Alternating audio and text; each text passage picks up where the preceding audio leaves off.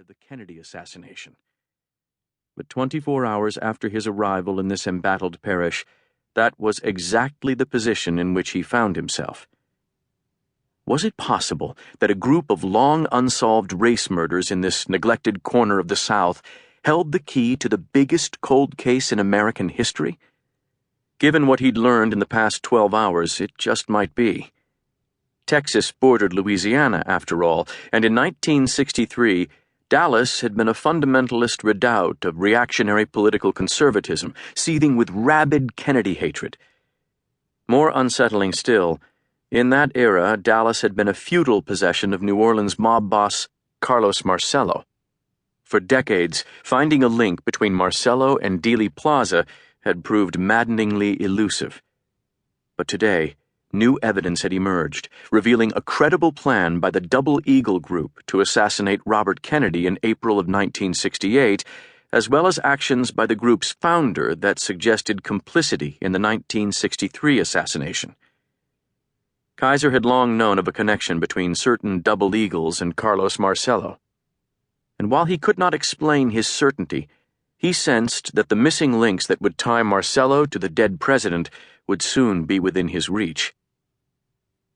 Now that Kaiser had authorized an invasion into the computer servers of the Natchez Examiner, his dilemma was how much information to pass up the chain to Washington. In the 3 months since Hurricane Katrina struck, he had been operating with near complete autonomy, and he liked it. The breakdown of basic human services in New Orleans, most notably the evaporation of the NOPD, had created a situation of unprecedented chaos on American soil. A veteran of the final phase of the Vietnam War, Kaiser had pushed into that vacuum and deployed bureau resources with the independence and assertiveness of a military officer, and Washington had allowed him all the rope he desired.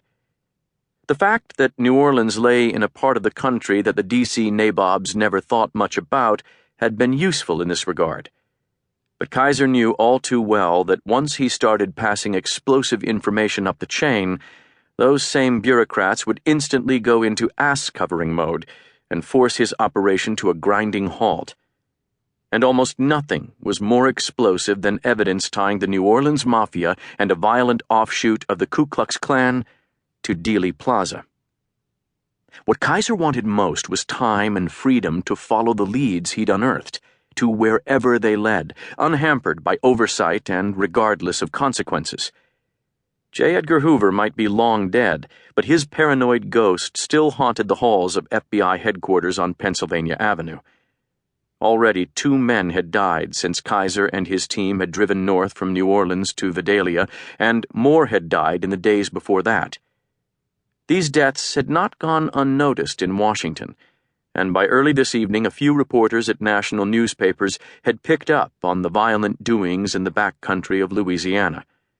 None had yet learned that Kaiser had designated the Double Eagle Group a terrorist entity under the Patriot Act, which gave him unprecedented power to combat the survivors of the Klan offshoot, but someone soon would, and that would only increase the political pressure to quickly resolve events. The problem was, Kaiser saw no hope for a quick resolution. The Double Eagle Group was tied to at least a dozen unsolved rape, kidnapping, and murder cases in and around Concordia Parish and Natchez, Mississippi. And while Kaiser had made remarkable progress during the past 24 hours, it might take weeks or even months to solve them all. The surviving Double Eagles were tough men who had never been compromised, much less infiltrated. Breaking them would be difficult. The one Eagle who had shown signs of wanting to wash his conscience clean, a terminal cancer patient named Glenn Morehouse, had been ruthlessly murdered by his old comrades 2 days ago, before the FBI even became aware that he'd opened talks with a crusading journalist named Henry Sexton. Sexton himself had nearly perished in a subsequent attack by unknown assailants, and he now lay in a heavily protected room in the nearby Concordia Parish Hospital. It was Sexton's working files and notes that Kaiser hoped to access by breaching the computers of the Natchez Examiner.